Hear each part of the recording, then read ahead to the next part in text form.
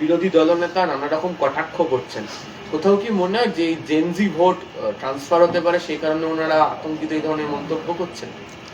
দেখুন, যুব সাথী একটি অত্যন্ত সময়োপযোগী পদক্ষেপ। মাননীয় মুখ্যমন্ত্রী মমতা বন্দ্যোপাধ্যায় যুব সমাজের দিকে তাকিয়ে এই যুব সাথী প্রকল্পটি ইন্ট্রোডিউস করেছেন। একদিকে রাজ্যে বিপুল পরিমাণ চাকরি কর্মসংস্থান হচ্ছে, পাশাপাশি যারা এখনো পাননি বা অপেক্ষায় রয়েছেন তাদের জন্য এই যুব সাথী প্রকল্প। এই যুব সাথী দেখে বিরোধীরা ভয় পেয়ে গেছে। এমনিতেই কন্যাশ্রী থেকে লক্ষ্মীর ভাণ্ডার, স্বাস্থ্যসাথী থেকে রূপশ্রী, কৃষক বন্ধু থেকে শুরু করে 100টি সামাজিক সুরক্ষা প্রকল্প রয়েছে। আর এই যুব সাথী দেখে ভয় পেয়ে গেছে। কোন বিজেপি কুৎসা করছে? শুভেন্দু অধিকারী কোন বিজেপি? 2014 সালে ক্ষমতায় আসার আগে, নরেন্দ্র মোদীর সরকার ক্ষমতায় আসার আগে দিল্লিতে বিজেপি এবং এই বিজেপি নেতারা প্রতিশ্রুতি দিয়েছিলেন বছরে 2 কোটি চাকরি। 2014 থেকে 2026 12 বছর হয়, 12 × 2 24 কোটি চাকরি হওয়ার কথা। আপনার পাড়াতেও বলুন তো কেউ কোনো চাকরি কেন্দ্রীয় সরকারের পেয়েছেন কিনা? উল্টে শিল্পের মন্দা এবং কেন্দ্রীয় সরকারের জন্য সারা দেশে বিপুল কর্মসংকোচন হয়েছে। ফলে সেই বিজেপি বড় বড় কথা বলছে। একটা জিনিস মনে রাখবেন, সারা ভারতবর্ষে বেকারত্বের হার বাড়ছে, আর পশ্চিমবঙ্গে সেই হার কিন্তু জাতীয় যে গড় তার থেকে কিভাবে উলট পরাণ করা যায় সেই উলট পুরাণ দেখাচ্ছে। কারণ বাংলায় চাকরি এবং কর্মসংস্থান বেশি হচ্ছে। শুভেন্দু অধিকারী বড় বড় কথা বলে শ্বেতপত্রের কথা বলছেন। আগে শুভেন্দু অধিকারী জবাব দিন যে কেন্দ্রের প্রতিশ্রুতি মতো 24 কোটি চাকরি কোথায় গেল, আর নতুন করে কি করে ভারতবর্ষে কয়েক কোটি বেকার তৈরি হলো। তো একদিকে যেমন মাননীয় মুখ্যমন্ত্রী মমতা বন্দ্যোপাধ্যায় রাজ্যে বড় শিল্প, ভারী শিল্প, তথ্য প্রযুক্তি শিল্প, মেধাভিত্তিক শিল্প, মাঝারি শিল্প, হস্তকুটির শিল্প, সেগুলিকে যেমন প্রসার ঘটছে, পর্যটন শিল্প, পাশাপাশি বহু লোক চাকরি পাচ্ছেন। আবার যারা এখনো একটু অপেক্ষা করতে হচ্ছে তাদের জন্য এই যুব সাথী করেছেন। তাতে ভয় পেয়ে গেছে ভারতীয় জনতা পার্টি, ভয় পেয়ে গেছে, তাই শুভেন্দু অধিকারী কুৎসা করতে নেমেছেন। শুভেন্দু অধিকারী বলছেন যে মুখ্যমন্ত্রী ভোটের জন্য মুখ বন্ধ করতে টাকা পাঠাচ্ছেন, বাজেটে চাকরি ঘোষণা বন্ধ, কারণ মুখ্যমন্ত্রী জানেন চাকরির ঘোষণা করলেই চুরি হবে। আপনারা জানেন, আপনারা যান চিঠি যে সেটা সম্পূর্ণ কুৎসামূলক কথা বলছেন। যখন এই বিজেপি বছরে 2 কোটি চাকরির প্রতিশ্রুতি দিয়েছিল নির্বাচনী ইস্তাহারে, নির্বাচনী বক্তৃতায়, তখন কোথায় ছিল? তফাৎটা হচ্ছে ভারতীয় জনতা পার্টি যেগুলো প্রতিশ্রুতি দেয় সেগুলো পালন করে না, আর মমতা বন্দ্যোপাধ্যায় মানুষের কাছে যে কথা দেন তিনি কথা রাখেন, কথা পালন করেন। ফলে মমতা বন্দ্যোপাধ্যায় যখন কোনো প্রজেক্টের কথা বলেন বা শুরু করেন, মানুষ জানেন সেই স্কিমের সম্পূর্ণ উপকার তিনি পাবেন। কিন্তু বিজেপির একের পর এক মিথ্যা বিভ্রান্তিকর প্রতিশ্রুতি, সেগুলো কোনোদিন বাস্তবায়িত হয় না। ফলে সেই বিজেপির কোন কথা বলছেন এই শুভেন্দু অধিকারীরা? শ্রমিক ভট্টাচার্য এবার সংখ্যালঘু ভোট নিজেদের দিকে টানতে তারা তৎপর হয়ে গেছে। তিনি বলছেন পশ্চিমবঙ্গের মুসলিম সমাজ আমাদের মুসলিম সমাজে আমাদের প্রভাব কম, কিন্তু কেউ যদি মনে করে থাকেন 28% সরকার বদল হবে তাহলে অলিক স্বপ্ন। এটা পাড়ায় পাড়ায় বুঝি, এই রাজ্যের বাইরে যারা বাংলা বলে, হ্যাঁ পাড়ায় পাড়ায় বুঝি। কি বলবেন? না, শ্রমিক ভট্টাচার্য পরিষ্কার জানেন বাংলায় এই হিন্দু মুসলমান করে ভোট হয় না। বাংলার ভোটটা হচ্ছে উন্নয়ন, স্থিতিশীলতা, শান্তি, সংহতি, সম্প্রীতি, এবং এবার বিশেষভাবে বাংলা এবং বাঙালিকে বিজেপি এবং দিল্লির অপমান, বঞ্চনা, প্রতিহিংসা। ফলে এগুলো থেকে নজর ঘোরাতে শ্রমিকবাবুরা ওই হিন্দু মুসলমান ধর্মের ভেদাভেদ এই ধরনের যাচ্ছেন। আমরা মানুষকে বলে দিই, 2021 সালে হেরে যাওয়ার পর প্রতিহিংসায় বিজেপি বাংলার সব স্কিম বন্ধ করে দিয়েছে। 100 দিনের টাকা দেয়নি, আবাসের টাকা দেয়নি, সব মমতা বন্দ্যোপাধ্যায়কে নিজেদের ভান্ডার থেকে দিতে হয়েছে। বাংলার 1,96,000 কোটি টাকা বকেয়া, কারণ প্রতিহিংসা। অন্যদিকে মমতা বন্দ্যোপাধ্যায়ের যে স্কিম, সেগুলো কিন্তু দল মত জাতি ধর্ম বর্ণ নির্বিশেষে সবাই পাচ্ছে। দিলীপ ঘোষের পরিবারও স্বাস্থ্যসাথী সুবিধা পাচ্ছেন।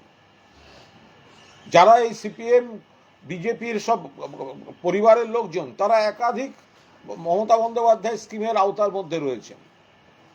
ফলে প্রত্যেকবার তৃণমূলের প্রতি মানুষের সমর্থন আরো বাড়ছে, কারণ মানুষ জানেন যে মমতা বন্দ্যোপাধ্যায় পাশে আছেন, পাশে থাকবেন, তাই সমর্থন দিচ্ছেন। আর বিজেপি সেটা থেকে নজর ঘোরাতে শ্রমিকবাবুরা এই হিন্দু মুসলমান হিন্দু মুসলমান হিন্দু মুসলমান করছেন। উনি আজকে বলছেন যে ভারতের কষ্টে যারা কাঁদে সেই মুসলমানদের সাথে আমাদের কোনো বিরোধ নেই, ধর্মান্ধতা নিয়ে আমাদের সমস্যাটা হচ্ছে বলছে যে কতদিন মুরগি হয়ে থাকবেন, রাম মন্দির তো হলো আটকাতে পারলেন না, দুর্গাপুজোর ভাসান আর মহরমের মিছিল একসাথে এগিয়ে যায়, সেটা আমরা চাই।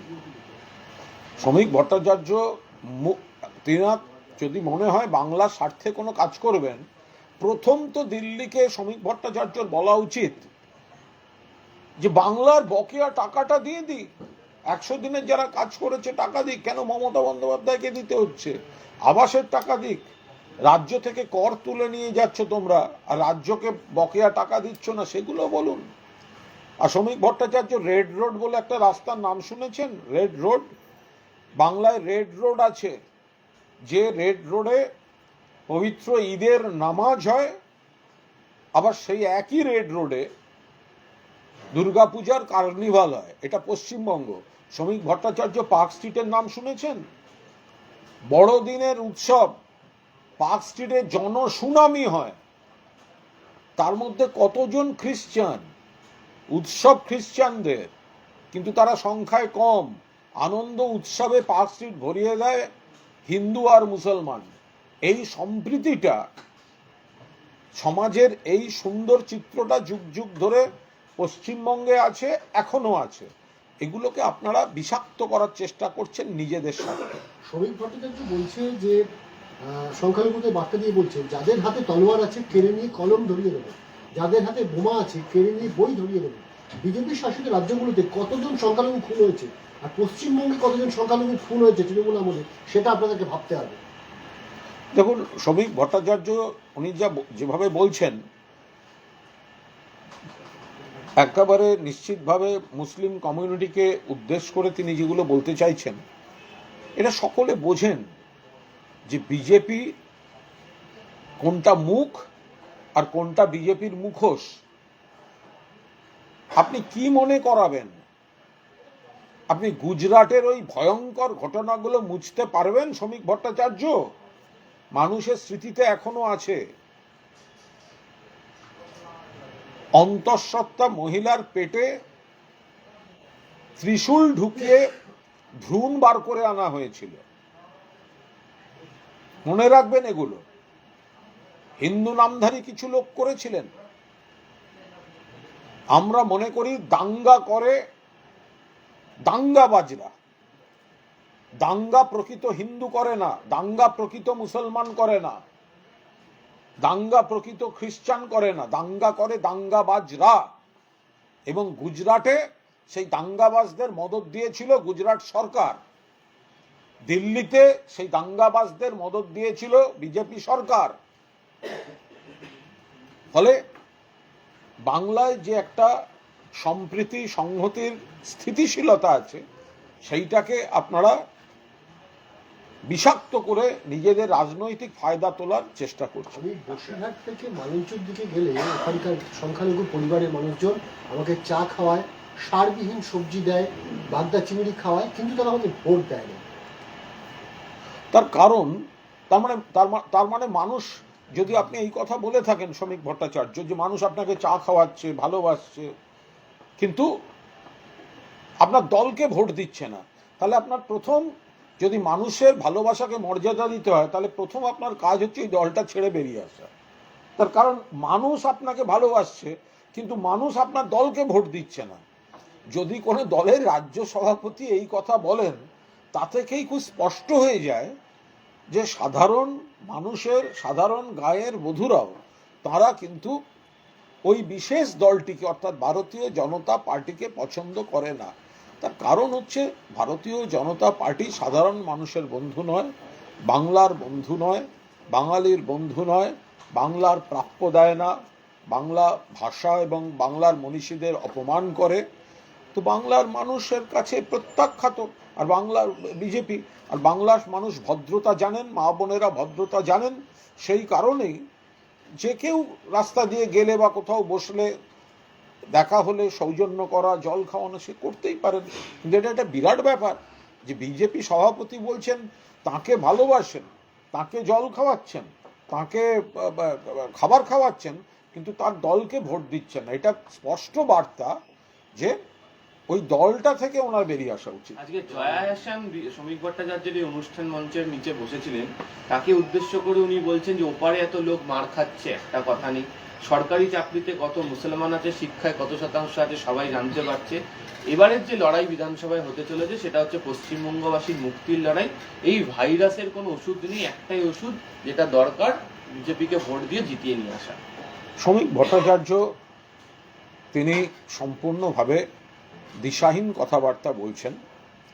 কারণ কেন্দ্রীয় সরকার তারা যা যা প্রতিশ্রুতি দিয়েছে রাখেনি, মানুষকে বিপদে ফেলেছে।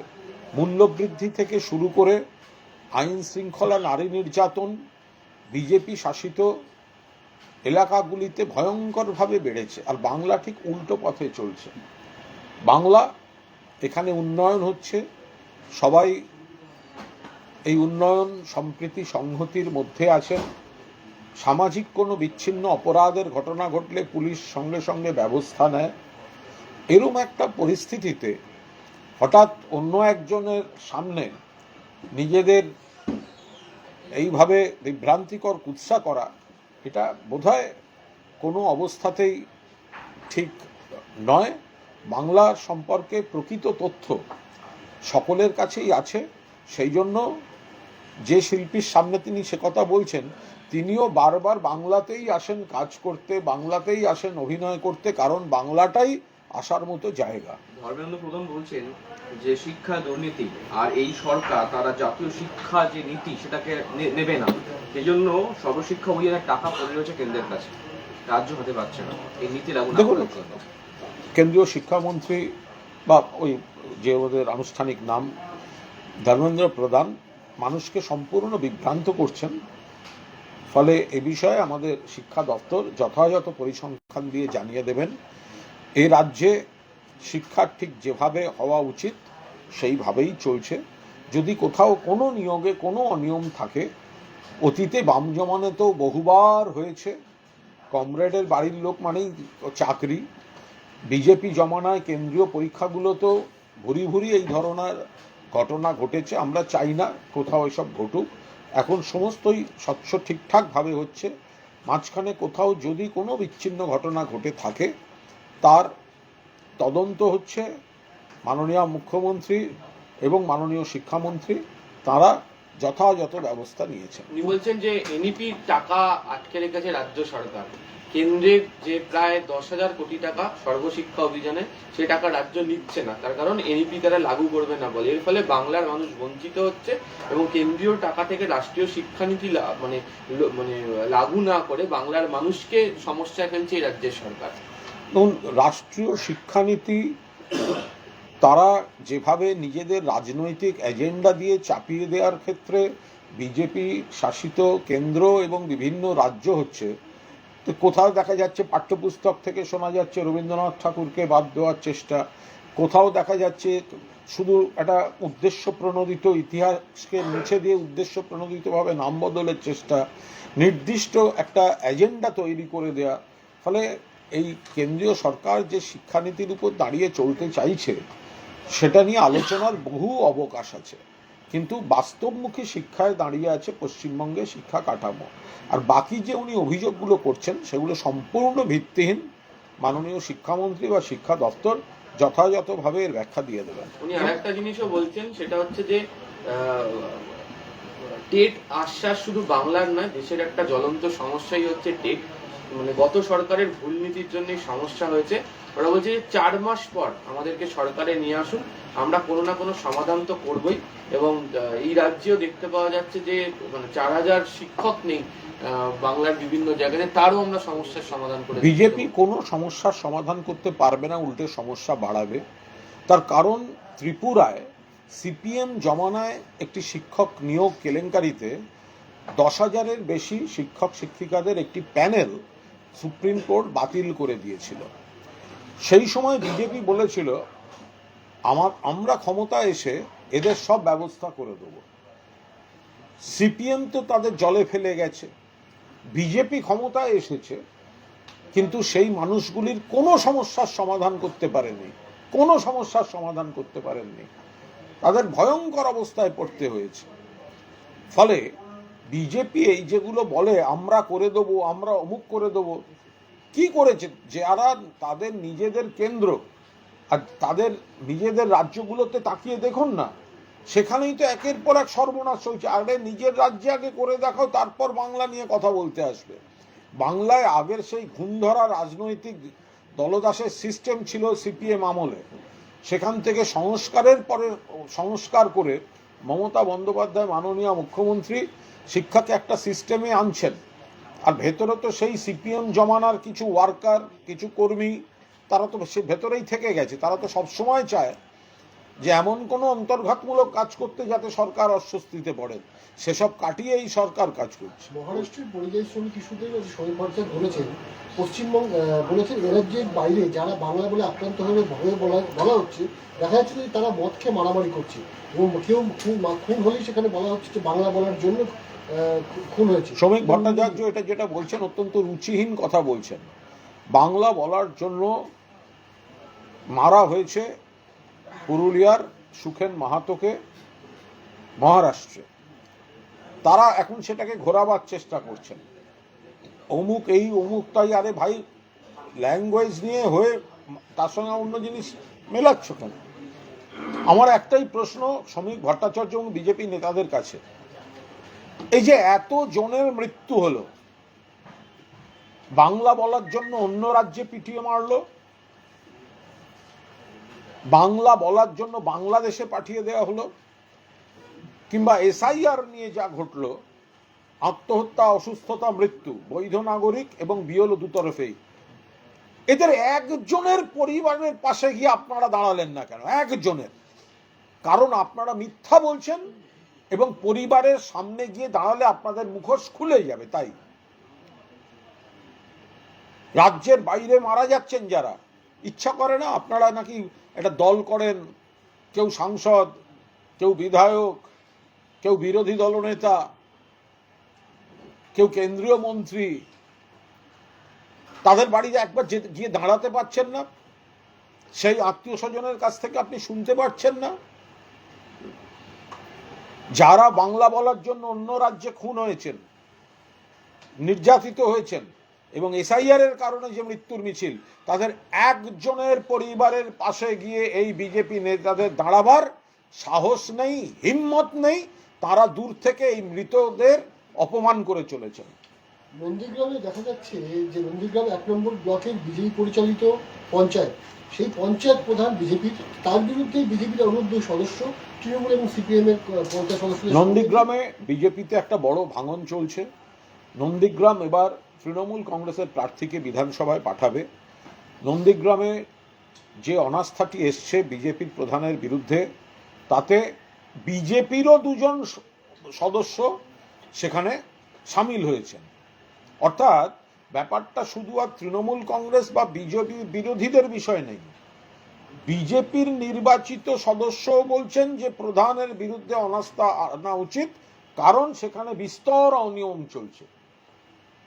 তো নন্দীগ্রামের মাটিতে দাঁড়িয়ে একটি পঞ্চায়েতে অনিয়ম দুর্নীতির অভিযোগ তুলে যে অনাস্থা আসছে, তাতে বিজেপি নির্বাচিত এবং তৎকাল বিজেপি দ্বারা নির্যাতিত আদি বিজেপিরা অনাস্থায় সই করছে।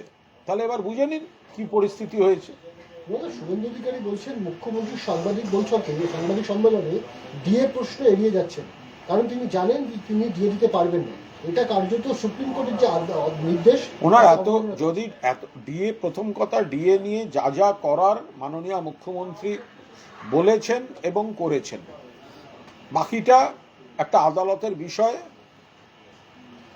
যতটা মুখ্যমন্ত্রীর বলা সম্ভব বলেছেন। 2, ডিএ আপনি যদি আনুপাতিক শতকরা হারে দেখতে থাকেন, ডিএ যথেষ্ট রাজ্য সরকার দিয়েছে, যেখানে কেন্দ্রীয় সরকার রাজ্য সরকারের 1,96,000 কোটি টাকা বন্ধ করে রেখেছে। তারপরেও মুখ্যমন্ত্রী কিন্তু এবারও আরো 4% ডিএ বাড়িয়েছেন। 3, এমন বেশ কিছু রাজ্য আছে যেখানে ডিএটা হয়তো বেশি, কিন্তু পেনশন দেয় না রাজ্য সরকার সরকারি কর্মীদের। পেনশন না দিলে সরকারের অনেকটা টাকা বেঁচে যায়, কিন্তু মমতা বন্দ্যোপাধ্যায় তো সে পথে যাননি। এখানে পেনশনটাও বহাল রেখেছেন, আবার তিনি ডিএও যথাসম্ভব বাড়িয়ে চলেছেন। ফলে যেটা মানুষের স্বার্থে হওয়া উচিত, এই ইস্যুতে যা যা করণীয়, সরকারি কর্মচারীদের স্বার্থে যা করণীয়, সাধ এবং সাধ্য সেতুবন্ধন করে যা করণীয়, মমতা বন্দ্যোপাধ্যায় করছেন। শুভেন্দু অধিকারীরা বিভ্রান্তি তৈরি করার চেষ্টা করছেন, সেটা সরকারি কর্মীরাও বিশ্বাস করেন না। সুপ্রিম কোর্ট বলেছিল রাজ্যের অফিসারদের কাজে লাগাতে, সেই তালিকা আবার ফিরিয়ে দিয়েছে। মানে আদৌ কি কাজে লাগাবে কমিশন? এটা হাইলি টেকনিক্যাল বিষয়, এই মুহূর্তে আমরা কোনো মন্তব্য করব না। কিন্তু যেহেতু নির্বাচন কমিশন পুরোপুরি কেন্দ্রের দলদাস, বিজেপির দলদাস, এবং বিজেপি রাজনৈতিক স্বার্থে তাদের ব্যবহার করে, বিজেপির ইচ্ছা মতো তারা ব্যবহৃত হয়, ফলে তারা নতুন নতুন কি জটিলতা তৈরি করার জন্য কি করছে, সেগুলো নিশ্চয়ই আমাদের সংশ্লিষ্ট ব্যক্তিরা নজর রাখছে। বলছি, এটা বরানগরের একটি ঘটনা, একটি ভিডিও ভাইরাল হয়েছে, সজল ঘোষী পোস্ট করেছেন। এক ইন্টেরিয়ার ডিজাইনার তার বাড়িতে ঢুকে তৃণমূলেরই সদস্যরা রয়েছেন, তার কারণ একজন পদাধিকারী তৃণমূলেরই সংগঠনে আছেন, মানে টেনে হিচড়ে মারতে মারতে বার করছেন এবং বলছেন দাদা ডাকছে চল। দাদা হচ্ছে শঙ্কর রাউত। এই যে বারবার পুরো এলাকাতে কয়েকজন ব্যক্তির, না, আমার মনে হয় একটা ঘটনার প্রক্রিয়া বরানগর আপাত দৃষ্টিতে যেটা শুনে মনে হচ্ছে সেটা নিশ্চিতভাবে অবাঞ্ছিত ঘটনা, কিন্তু যে মুহূর্তে রাজনীতি রং দেওয়ার চেষ্টা হচ্ছে তাতে, তো তাহলে এটা তো তাহলে বাকি অংশটাও বলতে হবে যে যাকে ডেকে নিয়ে যাওয়া হয়েছে তার বিরুদ্ধে কি অভিযোগ ছিল। তিনি বারাসতের এক আইনজীবীর বাড়িতে কোনো কাজ করেছিলেন, সেই আইনজীবীর অভিযোগ হচ্ছে যে ইনি পেমেন্ট নিলেও সব কাজ করেননি। সেই ব্যক্তি নানা পরিচয় ধরে এসে শঙ্কর রাউতের কাছে বা কারুর কাছে অনুরোধ করেছেন যে একটু ওকে বলুন এইভাবে আমি পেমেন্ট করেছি কাজ। এটা সম্পূর্ণ তাদের মধ্যেকার একটা বিষয়, একটা কমন চেনা কোনো সূত্র থেকে এসছে, তাকে বলেছে গিয়ে ভাই কথাটা বলো। এই ঘটনাটাকে নিয়ে হঠাৎ রাজনীতি, আইন শৃঙ্খলার সঙ্গে কি সম্পর্ক? আপনি যদি কাউকে কোনো কাজ করার জন্য ফুল পেমেন্ট করেন বা একটা বড় টাকা দেন, এবং সেই ব্যক্তি যদি সেই কাজটা না করে বা কোনো ডিসপিউটে আপনার সঙ্গে যোগাযোগ না করে, আপনি কি করবেন? আপনি তাকে যোগাযোগের চেষ্টা করবেন, বিভিন্ন সূত্র দিয়ে তার এলাকার কাউকে বলবেন একটু ওনাকে বলে পাঠান না, একটু বসান না। তো এইটাকে এইভাবে দেখানো হচ্ছে কেন? কিন্তু কোনালা, এইখানে আপনি যখন এটা বলছেন যে পরিচিত কাউকে দিয়ে বিষয়টা বলবে বা একটা সমঝোতা রাস্তায় যাবে, তো যদি কারুর কাজ কেউ যদি টাকা নিয়ে থাকে, সে যদি না করে থাকে, তার জন্য প্রশাসন রয়েছে। প্রথমেই সবসময় এই ধরনের অনেকেই প্রথমেই এটা পুলিশ বা প্রশাসনে যান না, হয়তো এটা আলোচনার মাধ্যমে যদি করে নেওয়া যায় দেখেন, তারপরে কারণ পুলিশ প্রশাসনে যেতে গেলে তার একটা আইনি ফরম্যাটে যেতে হবে। আর এখানে যদি আমরা আলোচনার মাধ্যমে এক টেবিলে বসে মিশিয়ে, তাহলে পুলিশেরও 4টে কাজ কমে। একদমই। কিন্তু যেভাবে সিসিটিভি ক্যামেরার ফুটেজে দেখা যাচ্ছে যে ড্রয়িং রুম থেকে টেনে হিচড়ে নিয়ে যাচ্ছে, দেখে তো মনে হচ্ছে না কোনোভাবে সমঝোতা বা আলোচনার জন্য তুলে নিয়ে যাওয়া হচ্ছে। উনি স্বাভাবিকভাবে হেঁটে গেলে টানতে হতো না? ওনার কাছে যদি একটা অভিযোগ থাকে যে কারুর কোনো আইনজীবীর বাড়িতে কাজ করে পেমেন্ট নিয়ে সে তার সঙ্গে আর যোগাযোগ করছেন না, বাকি কাজটা করছেন না, তার খোঁজ পাওয়া যাচ্ছে না, তাকে বার্তা দিচ্ছে না, সে কাউকে বলেছে একটু যেভাবে হোক একটু বসিয়ে দিন। এখন সে যদি নিজে না বসে, কে কোন 4টি উৎসাহে করেছে? এর সঙ্গে রাজনীতির বা আইন শৃঙ্খলার কোনো সম্পর্ক নেই। এমনকি এই ইস্যুটার মধ্যে এমন কারুরও নাম আছে বিরোধী পক্ষের, তো তাদের ট্র্যাক রেকর্ডও বেরোবে এরকম জোর জুলুম ইত্যাদি ইত্যাদি, তাদের ক্ষেত্রেও একাধিক মামলা মকদ্দমা বেরোবে। কিন্তু কুণালদা, আপনি যেটা বারবার বলছেন যে আমি যদি হেঁটে যেতেন তাহলে বিষয়টা এরকম হতো না। না না, যদি একটা, উনি তো জানেন যাকে বলা হয়েছে, তিনি তো সম্পূর্ণভাবে জানেন যে কে ডাকছেন এবং কেন ডাকছেন, তো ওনার একবার স্বাভাবিকভাবে হেঁটে গিয়ে আলোচনা করতে কি অসুবিধা হচ্ছিল? আচ্ছা, যদি ধরে নিচ্ছি তর্কের খাতিরে যে ওনার অসুবিধা আছে আলোচনা করতে, হ্যাঁ। উনি যাবেন না, হ্যাঁ, তাহলে নেক্সট কোর্স অফ অ্যাকশন কি হবে? পুলিশের ওকে কাছে ওকে যাওয়ার অনুরোধ। আইন না না, একে আইন হাতে তুলে নেওয়া বলে না। আর ওর আপনি মোডাস অপারেন্ডি দেখুন না, এ তো দেখলেই বোঝা যাবে এটা কে কাকে দিয়েছে, ভিডিও কাকে দিয়েছে, কোন দিক থেকে অভিযোগ তুলে এনেছে। ওনার প্রথমেই উচিত ছিল নিজে হেঁটে গিয়ে এই বিষয়টা ঘরোয়া বিষয়, আমি একজনের কাছে কাজ করেছি, পেমেন্ট নিয়েছি, আমি কাজ করিনি, এই হচ্ছে অভিযোগ।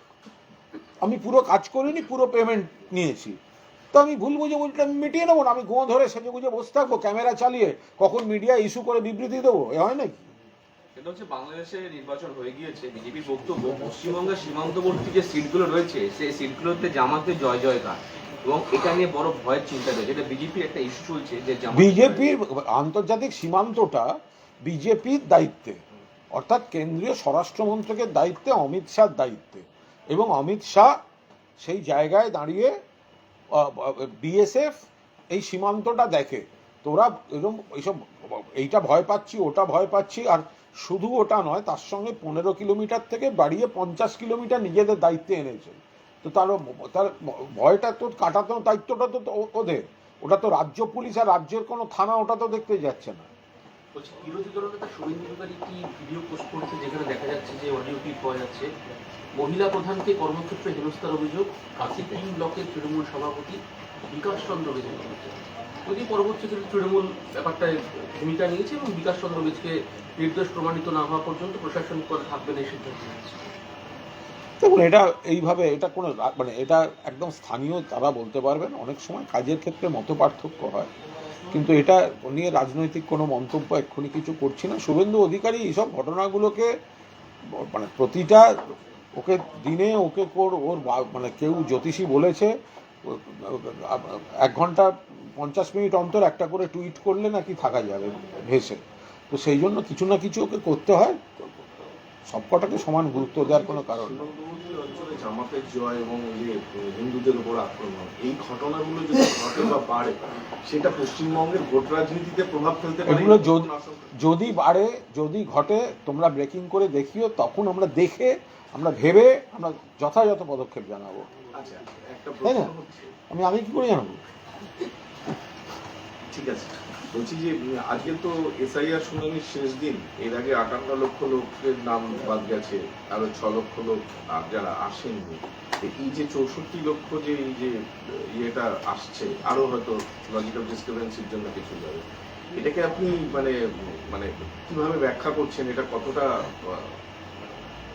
প্রভাব ফেলতে পারে বাংলার, যে এটা ভোট?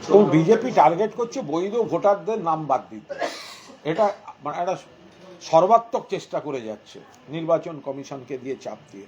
কিন্তু আপনাদের এটা মনে রাখতে হবে যে এই যে কথাগুলো হচ্ছে না, যে এত ভোটার বাদ গেল তাহলে কি তৃণমূল করবে, এগুলো একেবারে ভিত্তিহীন। এটা একটা বিকৃত হাস্যকর ব্যাখ্যা চলছে। আপনারা খুব ভালোভাবে দেখবেন, যখন কোনো ভোট হয়, আপনি সর্বশেষ এর ভোটটা দেখুন, কি নাম, লোকসভা ভোট হয়েছে বাংলায়, তো ভোট কি 100% ভোট হয় না। ভোট কত পার্সেন্ট হয়? কোনো এদিক ওদিক করতে গেলে আপনি দেখবেন কম বেশি করে হয়তো একটা 78% ভোট পড়লো, তাহলে 22% ভোট তো পড়েনি। তাহলে এই মৃত বা স্থানান্তরিত, এটাই তো হচ্ছে সেই ফিগার। অর্থাৎ জয় পরাজয়, তৃণমূল 10,000-এ জিতেছিল আর আমরা 15,000 বাদ দিয়েছি, এই সরল পাটিগণিতিক হিসাবটা কিন্তু বিভ্রান্তিকর। যে ভোটটা পোল্ড হয়নি, অর্থাৎ কেউ মারা গেছেন, কেউ নেই, তার সঙ্গে এই ডিলিটেড নামগুলো একটা সামঞ্জস্য থাকলেও থাকতে পারে। যে ভোটটা পোল্ড হয়নি, ফলে এটার উপর দাঁড়িয়ে একটা বিভ্রান্তিকর প্রচার চলছে। খড়দাহ বিধানসভা এলাকার পাটুলিয়া এবং বন্দিপুর, সেখানে বেশ কিছু মানুষ তারা আজকে জানতে পারছেন আজকের দিনে এসে যে ফর্ম 7 জমা পড়েছে এবং তাদের নাম কেটে বাদ চলে গেছে। স্থানীয় তৃণমূল বলছে বিজেপি করিয়েছে এটা। এটা তো আপত্তিকর যে এই যে ফর্ম 7 এটা তো একটা কেলেঙ্কারি বাঁধিয়ে ছেড়েছে বিজেপি। এটা কি, যে একজন আমার পছন্দ হলো না, আমি কয়েকজনের নাম ফিল আপ করে জমা দিয়ে দিলাম, তার নাম কেটে গেল, সে সুযোগ পেল না কথা বলার। সেগুলোই তো বিজেপি চেয়েছে। বিজেপির নেতাদের গাড়ি থেকে হাজার হাজার ফর্ম 7 উদ্ধার হয়েছে। কেন হয়েছে?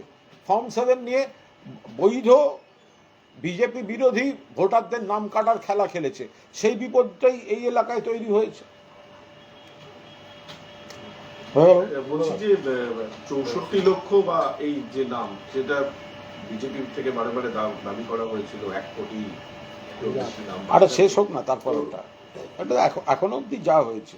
এরপরে ওরা ফাইনালি কি লিস্ট বের করবে, বিজেপি আর কতটা নিচে নামবে, সেগুলো তো দেখতে হবে। কতটা দলদাস হবে ইলেকশন কমিশন। বামেরা এবারে একটা লিঙ্ক পাঠাচ্ছে যে ইস্তাহার লিখবার জন্য, ইস্তাহার তারা লিখবেন স্বাস্থ্য, পরিকাঠামো, নারী উন্নয়ন সব ক্ষেত্রে মানুষের মতামতকে তারা নিচ্ছেন, এবং সেই সঙ্গে কেউ যদি ডিজিটাল ভলেন্টিয়ার হতে চায় তারাও সেখানে আবেদন করতে পারে।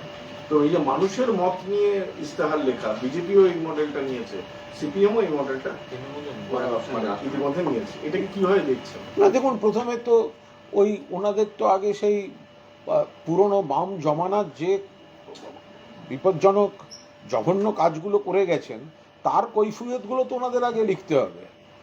একের পর এক গণহত্যা, গণধর্ষণ, মানতলা, ধানতলা, পুলিশের ডিসি পোর্ট বিনোদ মেহতাকে অন ডিউটি ক্রিমিনাল ধরতে গেছে, কুপিয়ে খুন, সিপিএম নেতা ফেঁসে যাবে বিজন সেতুর আনন্দমার্গী হত্যায়, সেই জন্য ওসি গঙ্গাধর ভট্টাচার্যকে তিলজলা থানার ওসি খুন। সারা বাংলা জুড়ে অশান্তি, দলদাসপনা, নারী নির্যাতন সর্বত্র, কমরেডদের বাড়ি বাড়িতে চাকরি, অমুক তমুক হ্যান ত্যান, এইগুলোর কৈফিয়ত আগে দিন না। এখন হঠাৎ সাধু সেজে মানুষের মতামত নেওয়া, মানুষ আপনাদের কাজগুলো ভোলেনি। ওইসব সাজানো কয়েকজনকে দিয়ে শিখিয়ে ওইসব লিখিয়ে প্রচার পাওয়া, আগে ওইগুলোর আপনারা কৈফিয়ত দিন। লাস্ট প্রশ্ন এটা হচ্ছে যে বিধানসভা নির্বাচনের আগে বিজেপি ত্রিশূল জনসংযোগ করছে, ঘরে ঘরে সম্পর্ক, উপভোক্তা সম্পর্ক, ঘরে বৈঠক, যাদের BLA 2 দিতে পারে না, বিজেপির নাকি ত্রিশূল সম্পর্ক, ঘরে ঘরে অমুক অমুক তমুক তমুক, মানে কি? BLA 2 নিয়ম সেই পাড়ার সেই বুথের BLA 2 হতে হবে। বিজেপি লোক দিতে পারেনি বলে শেষ পর্যন্ত ইলেকশন কমিশনকে দিয়ে বাইরের ছেলে অ্যালাউ করিয়েছে। যারা বুথে লোক নেই, যাদের এজেন্ট দিতে পারবে না অর্ধেক জায়গায়, তাদের আবার কর্মসূচি বুথ ভিত্তিক, গরুর গাড়ির হেডলাইট। ধন্যবাদ। সবাই বন্ধ করে দাও ক্যামেরা, হয়ে গেছে।